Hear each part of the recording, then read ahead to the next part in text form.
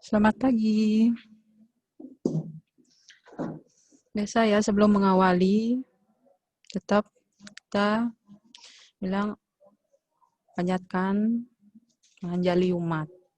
Om Swastiastu.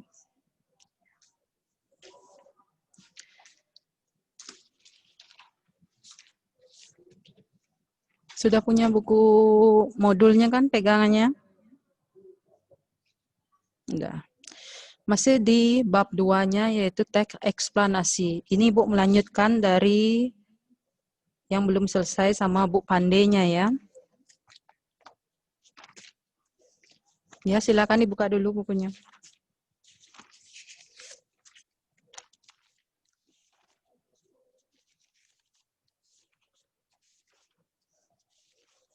Sudah? Kita lanjut yang D, mengembangkan teks eksplanasi. Sudah?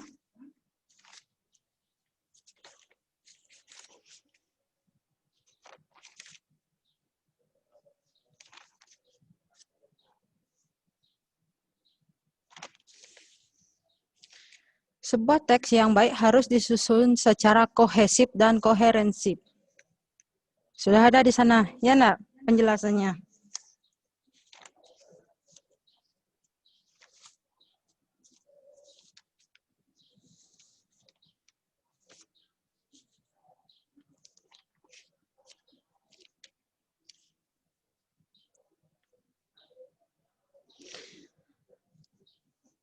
Juga di sana ada teks eksplanasi dikembangkan menggunakan pola sebagai berikut. Sudah dilihat yang mana kohesif dan koherensifnya?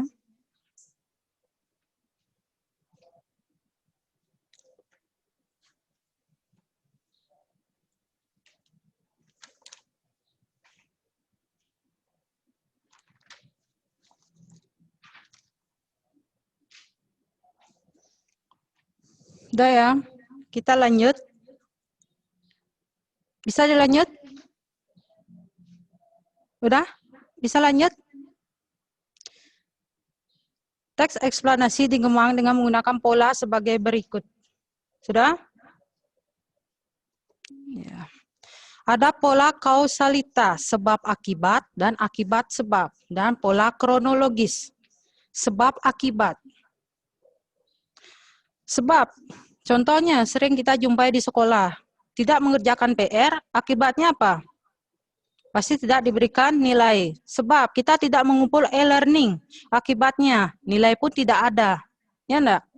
Akibat sebab juga bisa. Akibat tidak mengumpul, seperti itu. Bisa dijadikan ya, contohnya seperti itu. Misal kalau ibu di sekolah ya, kalau tatap muka pasti ibu suruh ya. Masih tahu contohnya satu persatu. Sudah? Untuk pola kausalitas sudah? Udah ngerti? Kausalitasnya, yang sebab akibat, akibat sebab. Udah? Oh udah ya. Dua Ayu Purnama sudah ya. Yang lainnya sudah. Ya, lanjut pola kronologis. Kronologis sudah pasti ya. Peristiwa yang berurutan. Eksplanasi kan sudah pasti ya, urutannya seperti apa, ya enggak? Contohnya, sudah ada di sana kan, masing-masing sudah ada, ya enggak? Karena kita terbentur waktu. Ya, cas-cas harus begitu. Ya. Ada yang kronologis. Lanjut lagi. Di sana ada langkah-langkah yang dapat dilakukan dalam memproduksi. Artinya membuat teks eksplanasi. Yang pertama, menentukan tema atau topik. Apapun yang kita kerjakan pasti harus dasar dulu. Ya enggak? Tema atau topik. Memiliki sifat faktual dan analisis. Faktual artinya fakta. Ya. Analisis artinya cermat. Cermat ya. Menentukan tema atau topik. Contohnya misalnya tentang apa? Teks eksplanasi. Harus sesuai dengan fakta. Paling gampang dah ya. tentang sekarang dah ya. Gara-gara pandemi kita seperti ini. Ya enggak? Kuota jalan terus. Bagi kalian ya. Orang tua, ya ibu ngerti ya, udah gak kerja tapi ya tuntutan. Ya, ya mudah-mudahan cepat selesai. Kita bisa ketemu. Daripada, ya ibu juga kasihan. Gimana? Memang harus seperti ini. Tuntutan. Menentukan tema atau topik memiliki sifat faktual dan analisis. Contohnya sekarang, pandemi corona. Bisa kita gunakan itu. Dalam dunia pendidikan, apa yang terjadi? Seperti ini. Tidak tatap muka. Kalian cuma dikasih, oh seperti yang ibu berikan ini. Slide-slide seperti ini. Ya enggak? Yang mengerti, ya mengerti. Kalau tidak, ya mereka bilang saja, oh ngerti bu, biar cepat selesai. Seperti itu ya enggak? Kalau di kelas, bisa lebih. Ya ibu kan bisa ya keliling ya, oh citanya murid ini enggak ngerti, ini enggak ngerti. Kalau ini kan bisa ibu lanjut, kalian ya pasti ngangguk. Kan enggak mungkin bilang, enggak bu, seperti itu ya enggak. Itu contohnya ya, menentukan tema atau topik. Contohnya seperti ya pandemi COVID Corona. Tidak cuma mengguncang pariwisata, dunia pendidikan pun terkena ya akibatnya ya, imbasnya. Yang kedua, menentukan tujuan teks eksplanasi. Tujuannya seperti tadi. COVID itu, tujuannya apa untuk kita research, kita teliti. Yang pertama, apa penyebab dari COVID ini? Dari mana COVID ini? Setelah itu baru kita tahu, oh apa yang akan kita lakukan? Oh obatnya seperti apa? Makanya kita disuruh kan kemana-mana harus jaga jarak. Karena penyebarannya melalui udara, droplet, ya enggak? Itu contohnya. Baru kita tahu, oh kalau karena COVID ini sama seperti pilek biasa, ya enggak? Kalau kita ke puskesmas, itu sudah pasti reaktif dan pasti dikarantina. Itulah ya sulitnya. Makanya sekarang kalau orang berobat ya, kalau bisa tidak ke tempat-tempat paskes ya, fasilitas kesehatan, paling ke dokter umum. Karena mereka takut. Bila itu sudah pasti dibilang COVID, apalagi kalau orang tua, kalau sudah sesak ya pasti ke COVID jadinya. Padahal mereka sehat, ya nah. Lebih baik mereka diam saja. Mungkin minum obat apa, seperti itu. Tapi kan sekarang ya karena sudah ketahuan, oh COVID ini seperti ini, makanya kan awal tahun katanya sudah ada obatnya, ya enggak? Mudah-mudahan ya. Yang ketiga, mengumpulkan data. Seperti yang Ibu bilang tadi. Oh, penyebabnya seperti ini, datangnya di sini. Hampir sama dengan pilek, flu, seperti itu ya enggak? Makanya kita bisa mengumpulkan data sedikit-sedikit. Setelah itu baru bisa, mungkin tenaga medis, ya semua ya seperti pabrik-pabrikan obat itu berlomba-lomba ya enggak? Buat yang namanya obat untuk mencegah COVID ini. Ya, biarpun belum pasti ya itu bisa dicegah atau tidak, ya enggak? Tapi kan tetap berusaha karena mereka mengumpulkan data. Ya enggak? Sekarang pun kan pasti masih ada data, oh mungkin di provinsi ini ada penambahan atau enggak. Seperti itu contohnya, ya. Dan kita di Gianyar ya tentunya belum bisa belajar karena kita masih zona merah. Katanya di daerah Taban, tapi Ibu lupa itu sudah dibuka, tapi kan tidak bisa full ya, katanya 2 jam itu. Tapi kalau Badung, Gianyar itu katanya masih zona merah, belum bisa. Lanjut, membuat kerangka teks eksplanasi. Seperti tadi. Kerangka. Sudah ada kan di bukunya? Kalian sudah punya buku pegangannya? Sudah?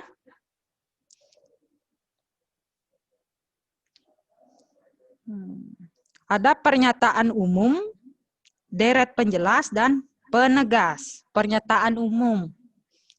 Ya. Deret penjelas. Misalkan, tentang COVID-19 itu pernyataannya. Deret penjelas, seperti yang tadi Ibu bilang. Virus ini menyebabkan orang menjadi sakit. Sakitnya pun mirip seperti flu. Ya enggak? Padahal itu bukan flu, tapi seperti flu. Ya enggak? Itu deret penjelas. Kalau di kelas mungkin Ibu bisa lebih ya detail ya. Mohon maaf kalau di sini ya enggak. Penegas ulang. COVID-19 bisa dicegah dengan cara pertama, cuci tangan sebelum masuk rumah. Ya enggak? Pakai hand sanitizer. Pakai masker. Itu penegasan ulang. Artinya itu paling penting. Makanya dipertegas. Ngerti? Ngerti? Ya. Lanjut ya. Mengembangkan kerangka teks eksplanasi, bagian pendahuluan, isi, serta penutup. Ya, mengembangkan kerangka. Sudah?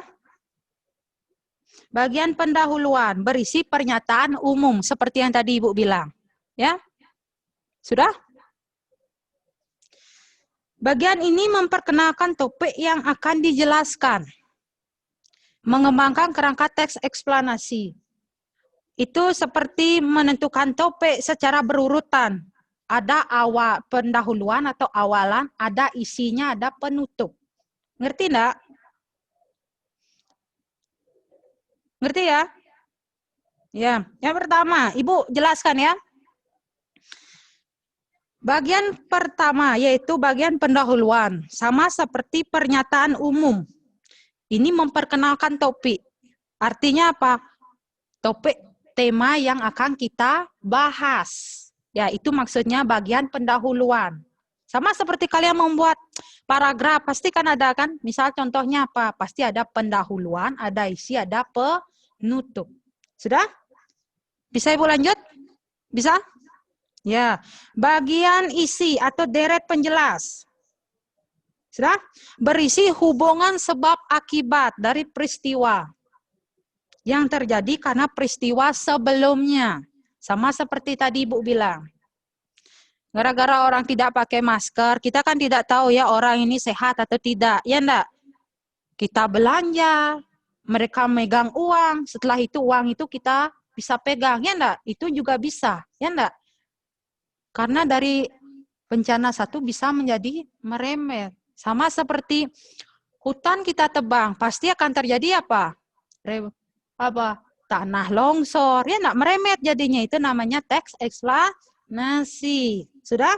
Bagian penutup atau interpretasi. Berisi simpulan atau pandangan penulis. Sama seperti tadi. Setelah beberapa lama berkutat ya, para ilmuwan mungkin dari berbagai negara, termasuk Indonesia. Sedikit lebih sedikit ya bisa mengembangkan, oh begini caranya untuk menangkal virus corona. Sudah ngerti? Sudah? Mengenai penutupnya? Sudah ngerti? Atau Ibu bisa lanjut lagi? Udah? Bisa? Bisa ya? Lanjut, yang terakhir, menyunting teks eksplanasi. Tahap terakhir dalam memproduksi teks eksplanasi. Penyuntingan ini artinya memperbaiki teks. Sama seperti kalau kita sudah selesai menjawab tugas, seperti itu kan pasti disuruh lagi sama gurunya, enggak? Baca baik-baik dari nomor 1 sampai 50 misalkan. Ya enggak? Itu berarti apa? Merefresh ya. Oh, apakah ada yang salah tulisannya? Seperti itu. Ya, kadang-kadang di e-learning ya, bahasa Indonesia, Ibu disajikan sandwich. Ibu kan tidak mengerti apa tuh. Itu kan salah ya. Di tata boga. Makanya sering udah Ibu kasih di komennya, salah kirim tugas. Makanya harus hati-hati ya. Bisa Ibu lanjut? Ini paling sering fatal muridnya. Kalau mereka sudah selesai, ya pasti disetor. Dulu waktu manual, mereka tidak berpikir, yang penting mereka ulangan umum setor. Padahal nama tidak berisi, itu kan fatal. Masa gurunya suruh lihat lagi? Ya enggak? Sudah? Bisa Ibu lanjut? Ya, sekarang untuk teks eksplanasinya sudah selesai ya, sampai D saja. Ya, lanjut kita ke bab 3, ceramah. Ya, pertama pasti isi ya. Biarpun kita tidak ketemu, sekedar ya tahu saja ya. Kalian juga di layarnya cuma beberapa orang yang kelihatan ya. Ada yang 3 orang belajar, ada yang 1 orang. Tidak apa, yang penting kebersamaan ya. Kuota bareng-bareng ya. Mudah-mudahan kita cepat ketemu ya. Ibu juga pengen ketemu 5 kelas yang Ibu ajar dari AP3 sampai AP7. Mungkin sekarang kalian full belajar. Kalau dulu kan kita pakai training seperti itu ya. Ibu tidak tahu sekarang ada training atau tidak karena begini keadaannya. Sudah? Lanjut lagi ya. Ceramah. Sudah semua buka buku pegangannya? Sudah? Lanjut. Kompetensi dasar dalam ceramah. 3.23. Menganalisis informasi berupa permasalahan aktual yang disajikan dalam ceramah berkaitan dengan bidang pekerjaan. 2.24. Menganalisis isi, struktur, dan kebahasaan dalam ceramah berkaitan dengan bidang pekerjaan. 4.23. Menyusun bagian-bagian penting dari permasalahan aktual sebagai bahan untuk disajikan dalam ceramah berkaitan dengan bidang pekerjaan. 2.24. Mengonstruksi ceramah berkaitan bidang pekerjaan dengan memperhatikan aspek kebahasaan dan menggunakan struktur yang tepat. Sudah? Yang pertama ya.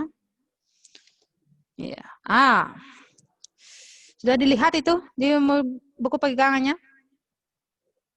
Sudah, ya. Mengidentifikasi informasi berupa permasalahan aktual yang disajikan dalam ceramah. Biasanya murid sering bilang ya, kalau guru kebanyakan ngomong, mah jak ceramah hanggen guru nih. Saya nggak ada yang ceramah seperti itu. Mereka nggak ngomong, tapi dari raut muka pasti ketahuan ya. Bedik guru ngomong jak ceramah. Liu nyangat teng orang ya, kemik guru nih. Ya enggak? Di sana ada pengertian ceramah. Ceramah merupakan jenis kegiatan menyampaikan informasi penting kepada khalayak ramai. Isinya berupa ajakan atau pemberitahuan. Kalau di sekolah semuanya kena ini ya, ajakan. Biasanya kalau guru ngasih ceramah itu kan sudah pasti ya muridnya itu bandel, pasti banyak ya bicara gurunya ya. Padahal itu bukan marah ya, cuma sama seperti orang tua kalian di rumah. Panas teman belajar pasti orang tuanya marah ya, enggak gedak gitu istilahnya ya. Anak di sekolah atau anak di rumah sama. Biarpun saya tidak melahirkan kalian, tapi tetap kalian manggil saya apa? Ibu, ya enggak? Saya mungkin mau, enggak mungkin, ya enggak? Itu. Berupa ajakan atau pemberitahuan. Pernah kalian mendengar ceramah? Orang ceramah pernah? Pernah. Kalian sudah remaja ya, udah mungkin masuk STT ya enggak? Pasti ada saja yang ngasih ya, mungkin ya bilanglah ulang tahun STT, mungkin ada siapa yang ke sana ya enggak, memberikan sepatah dua patah kata, ya enggak? Lanjut lagi, bisa? Untuk materi lebih jelasnya lihat saja di bukunya ya. Ceramah dapat dibedakan menjadi 2, yaitu ceramah umum dan ceramah khusus. Ceramah umum memberikan nasihat kepada khalayak umum. Contohnya apa? Penanggulangan narkoba.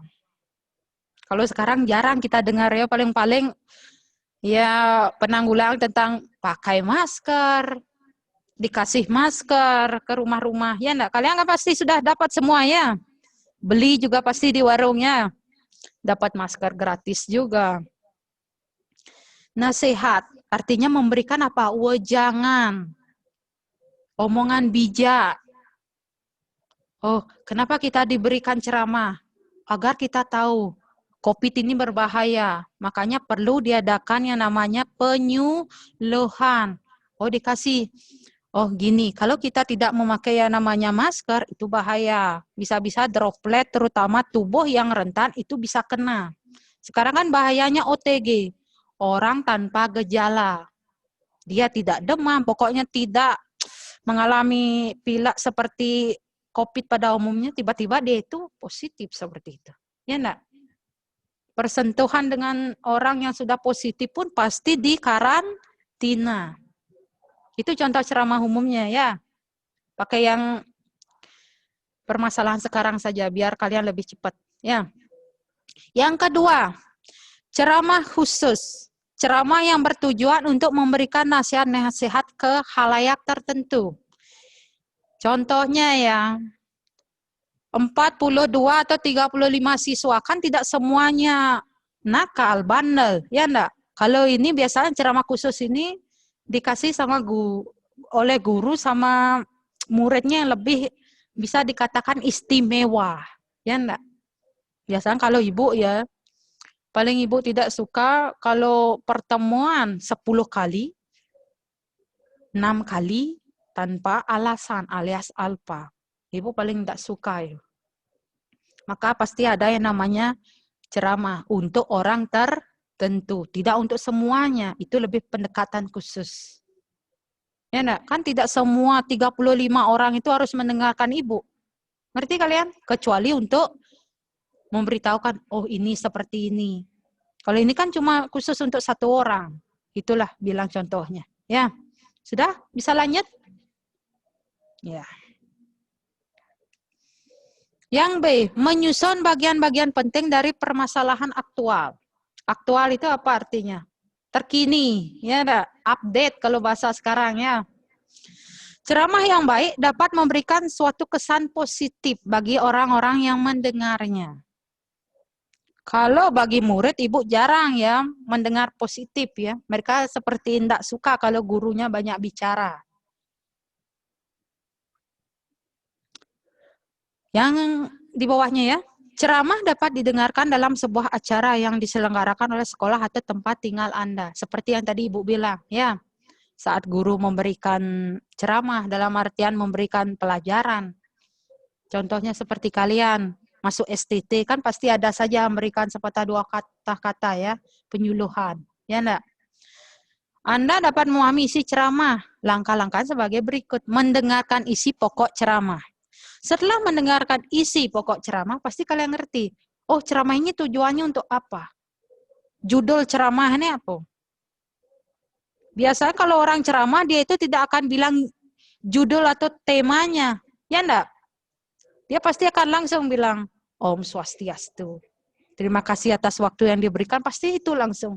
Tidak ada orang ceramah memberikan isi atau topiknya. Yang tahu, oh inti dari ceramah orang ini adalah yang mendengarkan, audiensi, audien kalian. Ya enggak? Sama seperti guru. Guru banyak bicara. Kamu main, intinya untuk kalian belajar. Itu contohnya.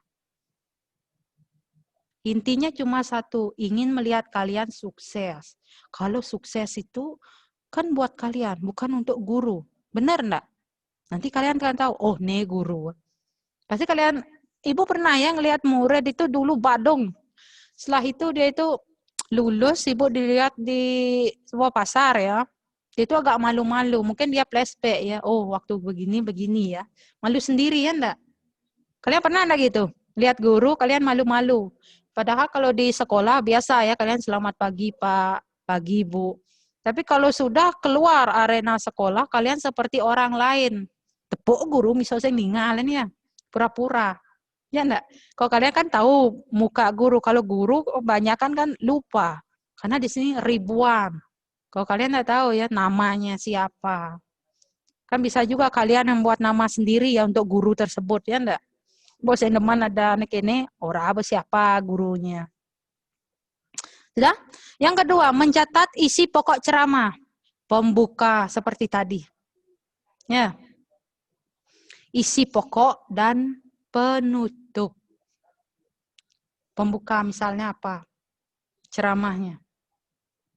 Terima kasih atas waktu yang diberikan seperti itu ya. Berkenaan dengan acara ini, Isi pokok ceramahnya misalnya apa? Tentang, ya bilanglah paling gampang tentang COVID sekarang. Ya enggak? Isi pokoknya apa saja yang ada di sana. Pasti harus pakai masker. Kalau keluar harus cuci tangan.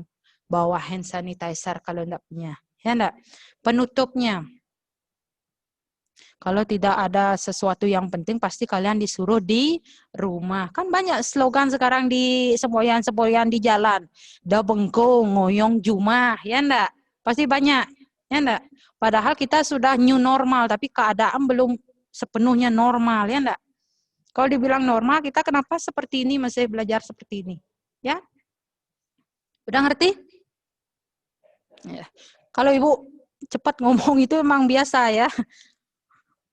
Biasanya kalau Ibu di kelas, kalau cepat begini pasti Ibu suruh, ya kalau cepat Ibu ngomong kalian enggak ngerti, bisa Bu, sampai sini. Kalau di sini kan sulit juga, ya enggak? Lanjut, Anda dapat mengubah pokok-pokok isi ceramah menjadi informasi yang berbentuk papan dengan mengikuti langkah-langkah berikut. Menemukan pokok-pokok isi ceramah, menghubungkan pokok-pokok isi ceramah, dan terakhir mengembangkan. Udah? Mau dicatat itu? Udah? Sudah?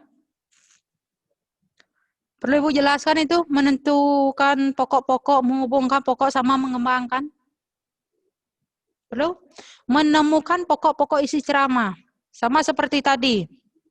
Isi ceramah tentang COVID. Pokok-pokoknya tentang apa? Jangan kemana-mana kalau tidak ada sesuatu yang penting. Itu pokok pentingnya. Pakailah masker, itu sudah pasti. Menghubungkan pokok-pokok isi ceramah. Semua pokok yang kita hubungkan tadi seperti jangan keluar rumah bila tidak ada sesuatu yang penting. Pakailah masker, itu untuk apa? Itu untuk kita sendiri. Itu hubungannya. Ya enggak? Dan juga orang lain. Terutama yang renta itu orang tua. Kalau masih punya kakek, nenek itu bahaya. Ya enggak? Makanya kita harus pikirkan juga kesehatan mereka. Itu maksudnya menghubungkan. Mengembangkan pokok-pokok isi ceramah. Setelah kita menemukan, menghubungkan, setelah itu kita mengembangkan. Contohnya, dari kita tahu, oh ternyata COVID ini sama seperti pilek. Gejalanya pilek, tapi mereka ini berbeda. Ya enggak? Apa yang harus kita kembangkan? Pertama, gejalanya seperti apa? Kan panas seperti itu. Setelah itu, oh penangkal panasnya seperti apa? Itu dikembangkan, makanya akan ada obat. Ya enggak? Karena kita sudah tahu gejalanya, pencegahannya seperti tadi yang Ibu bilang, makanya dikembangkan lagi. Oh, obatnya harus seperti ini. Itu contohnya. Ya, udah ngerti? Dari kita menemukan, menghubungkan, setelah itu mengembangkan. Ya, udah bisa Ibu lanjut? Bisa lanjut? Ya, bisa? Ya.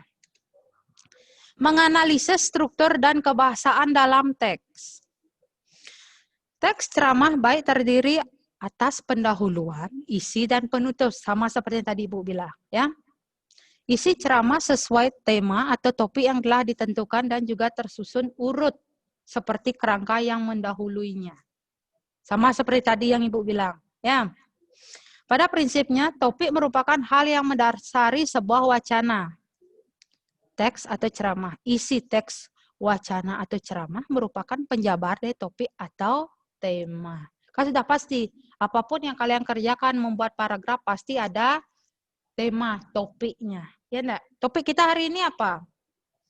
Pertama tentang teks eksplanasi. Yang kedua tentang ceramah. Biarpun tidak bisa selesai sekarang ya, karena waktu juga. Oh ini juga sedikit lagi, kayaknya lah masih 2 menit kalau di jam sekolah, ya enggak? Yang pertama, bagian pendahuluan. Sudah tahu kan? Seperti tadi yang Ibu bilang, pendahuluannya. Misalkan kalau Ibu pertama kali ngajar sudah pasti ya. Topik kita hari ini apa? Sudah pasti Ibu flashback. Ada pasti yang menjawab, oh Bu hari ini ceramah. Ceramahnya sampai mana topiknya? Sampai ini Bu. Di bagian isi sudah kena itu. Masih ingat kalian dengan pertanyaan ini? Itu misalnya kalau ibu tanya. Ya, ibu flashback pasti. Sudah ngerti? Bagian isi, misalnya tentang apa? Di C, menganalisis. Apa artinya menganalisis? Artinya mencermati. Struktur itu apa? Bagian, kebahasaan, bahasa. Artinya apa? Menganalisis struktur artinya mencermati, oh ini bagiannya. Kebahasaan dalam teks ceramah. Sudah pasti kalau ceramah itu kan pasti formal ya, harus bahasanya baku. Bukan bahasa seperti anak muda sekarang. Karena yang mendengarkan, entahkah itu satu orang atau banyak orang, sudah pasti itu harus baku. Tidak ada bahasa yang ya seperti gaul, seperti kalau ada pun itu sekedar ya untuk buat guyonan agar tidak terlalu jenuh. Guru pun sering begitu ya enggak? Kalau jam 78 bilanglah 5678 itu sudah mulai ya konsentrasi siswa itu. Bahwa kan ada motor megerang kelas ABC bawa kerosongnya. Om santi-santi ya.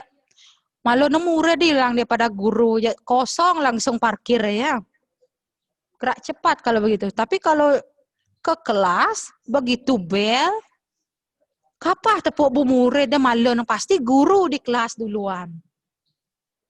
Tapi kalau pulang ya bogen bel ya orangnya guru bu sudah bel. Kalau masuk ndak ada. Oh masih makan bu. Lelet kalian dimasuk tapi lolos kalian saat pulang. Gitu ya. Kalian itu muridnya tenggo kalau pulang ya. Begitu teng langsung go ya. Lanjut ya. Sudah ngerti yang nomor C? Lanjut ya. Yang nomor D. Mengonstruksi. Konstruksi. Membangun. Bagian-bagian. Nah, nomor 1 sampai nomor 4. Sebelum melakukan ceramah. Ancang-ancang ya, sebaiknya menulis dahulu naskahnya. Sama seperti ibu. Sebelum ibu memberikan materi, ibu buat apa? Slide ya, PowerPoint. Kan tidak semua harus ibu tulis. Benar enggak? Yang inti-intinya seperti ini. Toh kalian juga punya buku pegangan. Berikut ini langkah-langkah yang harus kalian perhatikan dalam menyusun naskah drama. Mau dicatat? Yang pertama, menentukan tema atau judul yang paling menarik bagi pendengar. Sama seperti kalian ya. Kalau orang ceramah itu pasti, oh apa ya yang update sekarang. Kalau kalian membuat masakan, oh apa yang saya sukai. Yang kalian masak itu pasti sesuatu yang kalian suka. Misalnya, malam-malam enggak ada lauk pauk seperti itu. Mie goreng. Pokoknya sari mie ya. Apalagi kalau hujan-hujan, itu menggugah selera ya enggak? Yang kedua, menganalisis pendengar, media, waktu, dan tempat akan dipakai. Menganalisis artinya mencari, oh siapa yang akan mendengarkan kita. Medianya seperti apa. Kalau menganalisis pendengar sama seperti sekarang. Yang ibu ajak ngobrol ini anak-anak yang mulai remaja. Kadang-kadang kalau ibu ajar, kalau terlalu banyak ibu bicara, mereka itu boring ya istilahnya ya. Kadang kan seperti itu. Beda ya zaman dulu sama sekarang. Kalau dulu ibu bisa dikatakan seumuran ibu lah. Kalau ketemu sama guru itu takut-takut. Kalau sekarang kan beda. Kalian ketemu guru bisa senyum-senyum ya. Kayak seperti ya memberikan, oh ini teman, boleh ya. Kalian boleh jadikan teman seorang guru, tapi kalian harus tahu batasannya. Ngerti enggak? Sama seperti di sekolah, begitu juga dengan di rumah. Boleh sharing. Kalian kan sering-sering ya sama bapak, sama ibu, ya enggak? Sing deman ajak guru nih. Aduh, man pelajaran kini. Seperti itu. Itu namanya sekalian sharing. Tapi kalian harus memiliki yang namanya sopan santun. Guru sama orang tua itu sama. Kalian itu anak. Tidak boleh menganggap guru seperti, oh timpal saja. Misalnya apa? Merangkul seperti itu. Tidak boleh ya.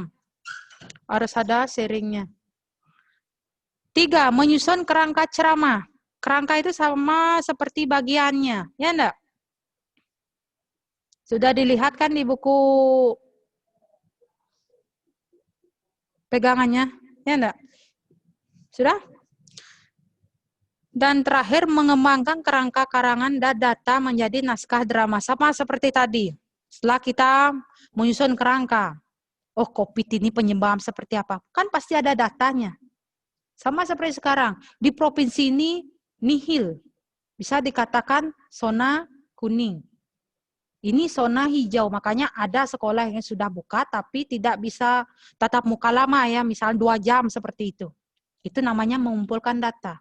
Di provinsi ini kasusnya masih banyak, sama seperti kita di Bali. Gianyar Badong itu masih zona merah. Mudah-mudahan kita cepat ketemu. Ya enggak? Sudah dicatat semuanya ini?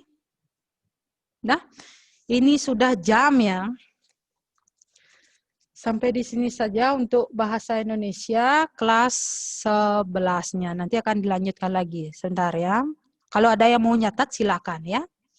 Silakan.